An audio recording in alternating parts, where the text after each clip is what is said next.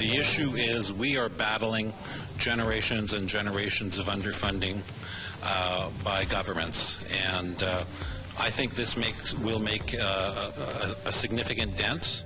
Tonight, with the official call of a federal election looming, we'll take a deeper look at the dozens of photo ops and re-announcements the government has been making in recent weeks. When I look at this memorial, I don't just see the shoes. I see the children sitting there, the ones that are waiting to be found, and that's what hurts. A memorial in Calgary for residential school survivors and missing children is vandalized for a second time. I love the fact that it's connected to the Indigenous heritage.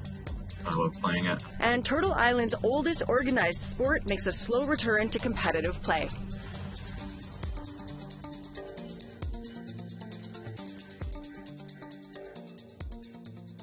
Good evening. Thanks for tuning in. I'm Melissa Ridgen with your APTN National News. Sipekne'katik First Nation is preparing to launch their treaty fishery on Monday after a series of attacks against Mikmaw fishers while harvesting lobster for the band's food, social, and ceremonial fishery. Chief Mike Sack says no government will infringe on his community's treaty rights. Angel Moore reports. Didn't receive was yours, ma'am. For the last month, fisheries officers boarded Mikmaw boats and seized traps, enforcing federal regulations. Sipekne'katik First Nation fishers were harvesting lobster under the band's food, social, and ceremonial fishery. Chief Mike Sack says it's a good time to transition to the treaty fishery for a moderate livelihood. Yeah, we're a couple of weeks ahead of schedule, I think mainly because of DFO's lack of respect for our food, social, ceremonial fishing. You know, they're infringing on those rights. They've been harassing our people since the start here. The fishery made headlines last fall when the treaty fishery was met with violence from non-Indigenous fishers. They say the fishery is illegal and lobster stocks are at risk. Not so, says Megan Bailey, Associate Professor of Marine Affairs at Dalhousie University. She is conducting a conservation study and says the stocks are not at risk, and Sipekne'katik First Nation is harvesting less than 1% of the non-Indigenous commercial fishery. So we hauled up traps, and we're encouraged to see that the majority of the lobsters, about 99%, are hard-shelled. So there's a worry about soft-shelled lobsters in the summer. We found, at least in the last couple of weeks anyway, that the lobsters are hard-shelled, so that's a good sign. Mikmaw boats are heading back to Sauniaville Wharf, so they will be in one area and easier to protect. Last fall, the RCMP were criticized for standing by during the violence. This time around, the RCMP has a significant presence in southwestern Nova Scotia. SAC is calling for supporters to help everyone stay safe. The last thing we want is anyone to be hurt, so hopefully we can get a lot of people out there. We just have to kind of set up shop and call that area home for a while. With a provincial election Tuesday and federal election looming, SAC is not hopeful any possible new government will respect treaty rights. Angel Moore, APTN National News, Jabuktuk, also known as Halifax. In what may be the worst kept secret in Canada, rumors are flying about the announcement of a federal election. Sources say that Prime Minister Justin Trudeau will ask Governor General Mary Simon to dissolve Parliament this weekend, which will trigger an election. But what will the top issues be if the writ is dropped? Professor Radhika Desai, a political scientist here from University of Manitoba, she joins me now. Professor Desai, thank you so much for joining us. What are you anticipating to be the top issues in this election? Well, obviously, I think that how the election plays out will determine it, because one of the big unknowns for the election is whether we will encounter a new wave of COVID during the election campaign. So that will definitely be one thing. And so obviously the government, the Trudeau government, is clearly seeking to campaign on, essentially addressing all the needs, COVID, climate, of course, Indigenous issues and so on. And as we know, Trudeau has already been making announcements about, large amounts of funding on all of these fronts and more. So he's going to campaign on that platform. And then the NDP is going to say, well, if we've had a relatively decent performance in the pandemic, it's because of us. We made sure that the government would give certain types of relief and so on and so forth. So they will be making that an issue. So I think that those things will definitely be part of the election. I think for the rest, it really depends on how the campaign turns out and to what extent. I mean, I think on the whole, most parties are aligning in favor of more spending, including even to some extent, Erin O'Toole will line up against that. The other thing may be really, depending on how it goes, I think other leaders may say, you know, why did you need to call this election? After all, you know, this is only like previous election was only 2 years ago. What was the point, etc. So Trudeau will have to explain that. And of course, there is no doubt that he will end up with a hypocritical statement, because the reality is that what he's betting on is that right now the numbers look good. If he can escape a COVID wave, that he will do well in the election. His party will do well in the election, and he may get back the majority he lost last time. Yeah. That is his gamble. And Canadians, by the way, should know that if he were to get back the majority he had last time, we may not see half the promises that he's made being fulfilled, you see, in terms of spending and so on. And there is no doubt that with the pandemic, with climate change, with the recent revelations on Indigenous issues, etc., there are a lot of fronts on which we need the government to be very active. We need the government to essentially have, you know, spend more, invest more, etc. And so it's going to be a really interesting election from that point of view. I mean, the polls show right now that the Liberals will do well, but it rather depends on how the campaign goes. I'm curious your thoughts on how you figure Indigenous people and Indigenous issues are going to figure into party platforms. Well, obviously, the government, for example, the Trudeau government has already promised more money for investigating the issue of the, the unmarked graves and so on various points. And I think that clearly the integration of Indigenous people into, or essentially enabling Indigenous self-government and then integrating Indigenous groups, nations into the rest of the economy, the rest of society, but on terms that Indigenous people would like. Mm-hmm. I think those would be other important issues. Going forward as well, it will be interesting to see. I don't see any clear signs of how this would emerge, but how exactly Indigenous issues will merge with the environmental issues will be another really, really interesting thing to watch. Well, Professor Desai, thank you so much for joining us, and I guess we all better start gearing up, whether we like it or not, for this election, because it's going to happen. Exactly. Thank you. Bye-bye. Summer is usually the time when federal cabinet ministers travel the country, reminding Canadians what they spent their money on, more so right before an election, and even more so following more than a year of a global pandemic restrictions. Our Kent Driscoll was at one of these funding announcements this week, and he shows us just how much ground the feds will travel, to spread their message and their money. This is Dan Vandal, Federal Northern Affairs Minister. He was in Iqaluit to re-announce over $4 billion in funding for Indigenous infrastructure. It was already announced in the budget back in May. Today, he revealed what percentage of that money will go to Inuit projects. He sure isn't alone. Vandal and his cabinet colleagues spent this week all across the country. They've been everywhere. Just this week alone, they've had announcements in Thunder Bay, Victoria, Fredericton, St. John's, Gatineau, Saskatoon, Ottawa, Calgary, Sudbury, Balmoral, Haines Junction, Charlottetown, Pond Inlet, Arviat, Rankin Inlet, Iqaluit, Vancouver, Regina, Yellowknife, Tuktoyaktuk, Delta, Marathon, Whitehorse, Winnipeg, Gander, Deer Lake, and Gimli. Back in Iqaluit, Vandal announced that $500 million of the Indigenous infrastructure money will be going to Inuit.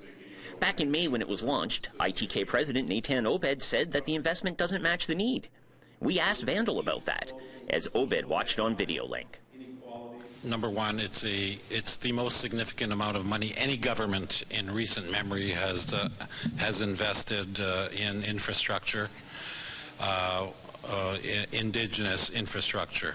And the issue is we are battling generations and generations of underfunding by governments, and I think this will make a significant dent. The funding will be split between 4 Inuit regions. Nunavut Tunngavik President Aluki Kuturik was on hand to re-acknowledge the funding. I think our perspective is that this is a start, a good start, to start addressing the infrastructure deficit that we have across Inuit Nunangan. The election likely starts Monday. Odds are, Iqaluit will be seeing more federal visits during the campaign. After all, posing in the north helps someone look more prime ministerial. That's why they keep coming here. Kent Driscoll, APTN National News, Iqaluit.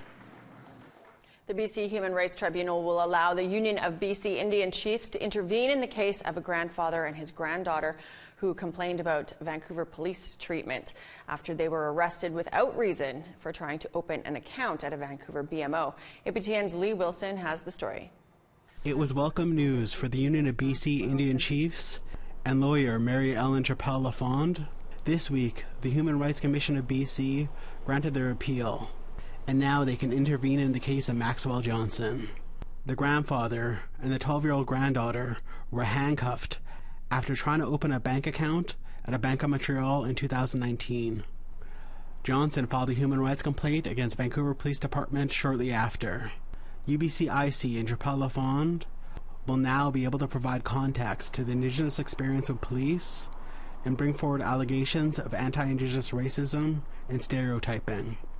UBCIC President Grand Chief Stuart Phillip says that's important.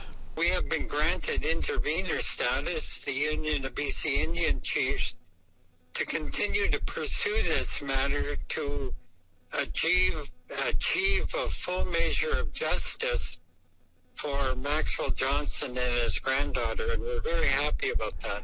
Johnson and his granddaughter were handcuffed and detained by Vancouver police outside of the Bank of Montreal branch. They were trying to open her first bank account using Indian status cards. A manager told them they were not able to open an account due to an issue with their status cards. But the bank also called 911, suspecting them of fraud. Johnson said in his human rights complaint that the police discriminated against them because of their race. The Vancouver Police Board denied that in their response. The police board says VPD officers did not respond differently to the complainants because of their Indigenous heritage or family status. It says the VPD's officers' conduct was appropriate and measured in this circumstance and was not discriminatory. UBCIC Grand Chief Phillip stated there is a long history of complaints against VPD, which he said included the practice of street checks, which he claims targets homeless and disenfranchised people. Is random street checks, and in reality it's just a way to harass Indigenous people and people that are homeless and poor people on the streets. The BC human rights case is not expected to take place until late in 2022, but UBCIC celebrate the decision allowing them to take part. They hope this announcement puts the police in Vancouver on notice. We're holding the Vancouver Police Department to full account for their ongoing abuses. Lee Wilson, APTN National News, Kitimat. Well, we want to hear what you think. Do you feel that their fight will make a difference for other racially profiled Indigenous people? Let us know.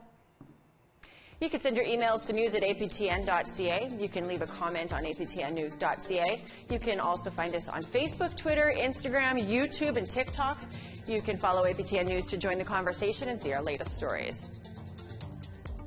Well, we need to take a break, but when we come back, a memorial to residential school survivors and missing children is vandalized a second time in Calgary. For me, it was an unexpected thing because of the racism that still exists here.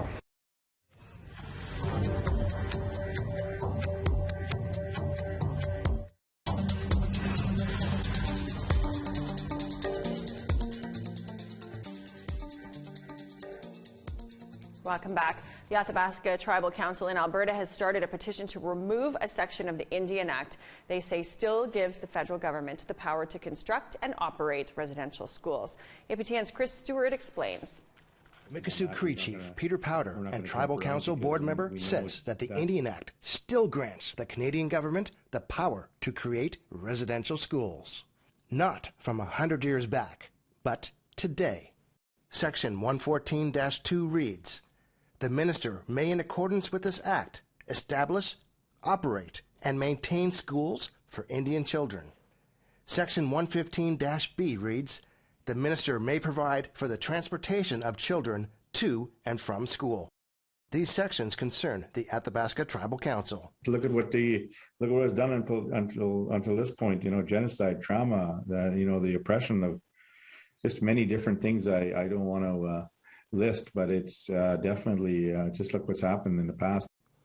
The council has created a petition at orangepath.ca.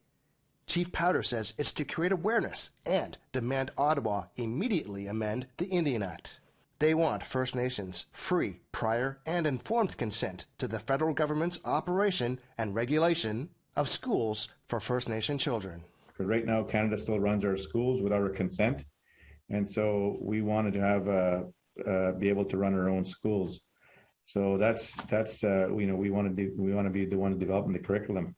Chief Powder says he has not heard from the federal government as of yet. We're going to set up some meetings, and I think we have some meetings we're going to be able to meet with the minister, and so I haven't got no commitments yet. In a statement, Indigenous Services Canada told APTN they are aware of the petition, but have not received it yet. It reads in part, Indigenous Services Canada is working with interested First Nations to develop regional educational agreements that address the education goals and priorities set by First Nations under the Indian Act. Chief Powder is encouraging Indigenous people and politicians to sign the petition to give power back to First Nations. He's also worried the section could allow residential schools to start once again. We got a petition on the go, and we want to empower our nations, and we want to be able to be the ones to get that going. We're going to encourage all the party leaders to sign the petition. Chris Stewart, APTN National News, Edmonton. In Calgary, a memorial for residential school survivors and missing children has been vandalized twice in less than a week. Caretakers of the site say that there still needs to be more education on the issue. Tamara Pimentel has the story. Robbie Daniels smudges these shoes and toys once a day.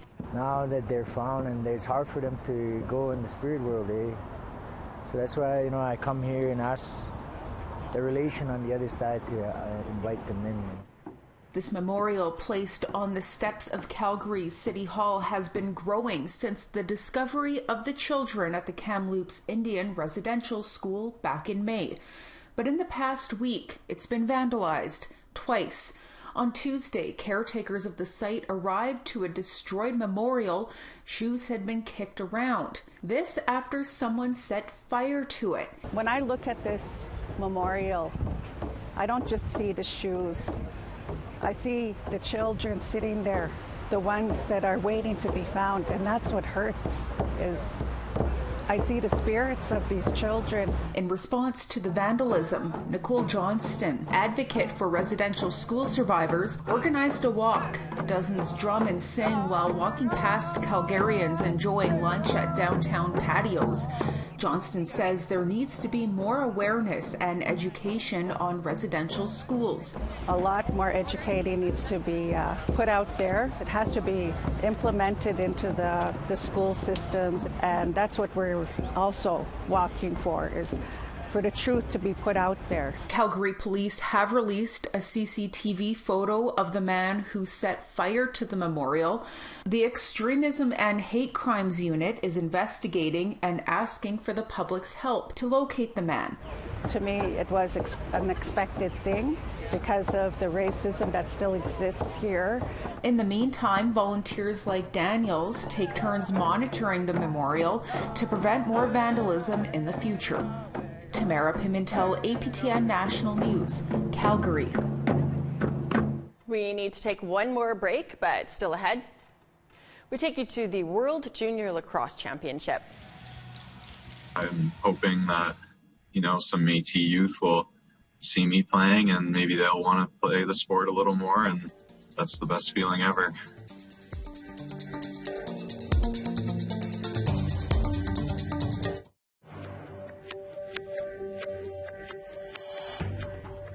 Welcome back. It's time now for our photo of the day. Janice Gladish captured this shot of family members posing with Mayhew, the Quadra Island Sasquatch that's a favorite landmark found on the traditional land of the Kiwai in BC. Thank you for sharing that, Janice. We want to see all of your summer road trip photos. You can send them to, send what you've been up to email them to share@aptn.ca, along with the locator and a good description of what we're seeing. Let's take a look now at tomorrow's weather. Off to the east coast, we got 31 and a chance of showers for Fredericton, 30 and sunshine for Halifax. Sunny in Le Grand River, 15 degrees. Kuujjuaq, cloud 19. Gaspé, 30 degrees with a chance of showers, same with Montreal. North Bay, 25 and sunshine. Sunny in Sault Ste. Marie, 22 degrees expected there. 20 for Kapuskasing and Timmins and a chance of showers. Wawa, 17 degrees and cloud. Puckatawagan, 26 and sunny. 27 for God's Lake. 31 and sunshine for Winnipeg. Barons River, 29 and sunny. 34 degrees in Swift Current and Estevan, expected sunny there. Same with Saskatoon. 25 and sunny for Buffalo Narrows. 22 and sunshine for Stony Rapids. Rain and 25 degrees expected for Fort Chip, 28 and sunshine for Grand Prairie. Sunny and 36 degrees for Red Deer, Medicine Hat, and Lethbridge. 36 and smoke for Penticton, 29 and sunny for Victoria. Prince Rupert, 18 with a chance of showers, same with Dease Lake, 24 and sunny for Fort Nelson. Old Crow, 17 and sunny skies there. Whitehorse, 16 and a chance of showers. 25 and sunny for Fort Simpson, Wati, some cloud and 17 degrees. Colville Lake, 19 and sunshine. Paulatuk, 8 and cloud.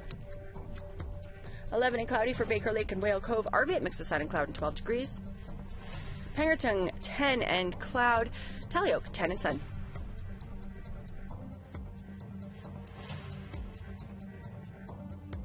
Sporting events are slowly making a return as vaccination rates rise and COVID cases fall, and lacrosse is no exception. Winnipeg is hosting the 2021 World Junior Lacrosse Championship this weekend, but the lineup is a little bit different. The lacrosse championships usually have teams from across the world in past years, including the Anishinaabe and Haudenosaunee, but they were unable to send teams this year because of local health restrictions. There are only 2 teams at this year's event because of international travel rules. So Canada West and Canada East are playing a 3-game series for the gold medal. Canada West player Troy Gutowski is Métis. He's from Winnipeg, and he says that he loves competing in lacrosse. I love that it's like connected to the Indigenous people, and I'm Métis, so I love the fact that it's connected to the Indigenous heritage. I love playing it. I have a lot of pride playing in it. And I'm hoping that, some Métis youth will see me playing and maybe they'll want to play the sport a little more, and that's the best feeling ever. Watched with my son last night. You can watch the games 2 and 3 tonight and tomorrow on TSN Direct. Well, we're all out of time for your Friday night news. We thank you, of course, for joining us and wish you a wonderful weekend. I'm Melissa Ridgen, and I'll see you back here tomorrow.